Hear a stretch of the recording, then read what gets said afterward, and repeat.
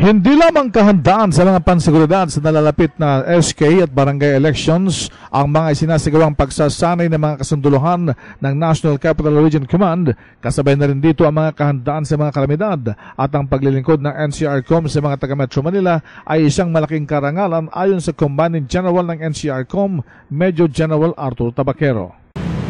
Isang karangalan para sa amin ang matulungan at mapaglingkuran ang mamamayan dito sa Metro Manila. Kaya ang NCRCOM ay naglunsad ng kampanya para maghanda ito at imulat ang kamalayan ng bawat mamamayan sa kahalagahan ng pagiging handa at pagtutulungan sa anumang kalabidad na posibleng dumating dito sa Kalakhang, Maynila.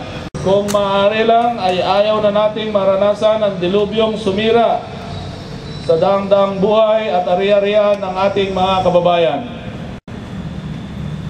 Nais naming mabatid ng mga mamamayan sa Metro Manila na hindi lamang nagtatapos ang tungkulin ng NCRCOM sa pagprotekta at pagtatanggol sa panahon ng digmaan.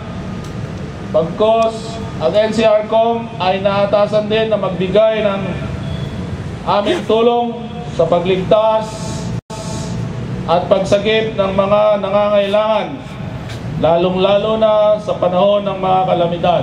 Si Major General Arthur Tabaquero, RH 911, Bing Formento ng DCRH Nationwide.